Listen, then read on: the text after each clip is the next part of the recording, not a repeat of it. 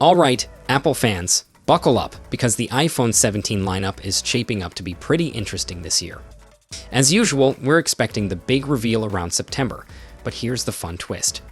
Rumors say Apple might be introducing a brand new model called the iPhone 17 Air. Yep, you heard that right, and it could be replacing the Plus version, kind of like how the Plus replaced the Mini not too long ago. Apple's just out here playing musical chairs with their models. So if that pans out, we're probably looking at the usual suspects: iPhone 17, 17 Pro, 17 Pro Max, and now this new iPhone 17 Air sitting somewhere in the middle.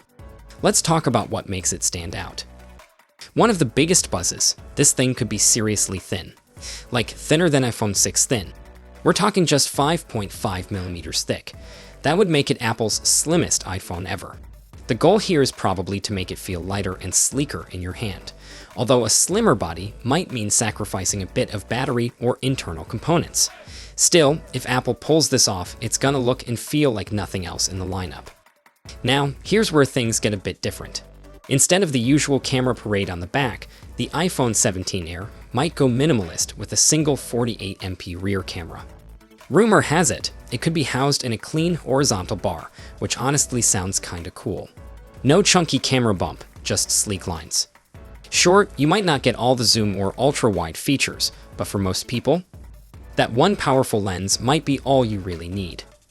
Screen-wise, we're looking at a 6.6 to 6.7-inch display, so bigger than the base model, but not quite Pro Max territory. The real kicker: you get that big display without the bulk, thanks to the Air's ultra-thin design. So if you've ever wanted a bigger screen in a more pocket-friendly phone, this could be it. Inside, things are shaking up too. Apple's expected to use its own 5G modem in the 17 Air, ditching Qualcomm.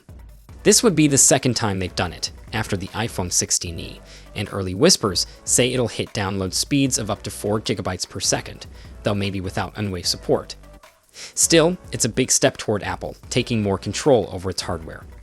Performance-wise, the 17 Air is rumored to run on the standard A19 chip, not the Pro version, but still super capable for day-to-day use. Whether you're gaming, scrolling, or snapping pics, the A19 should keep things running smooth.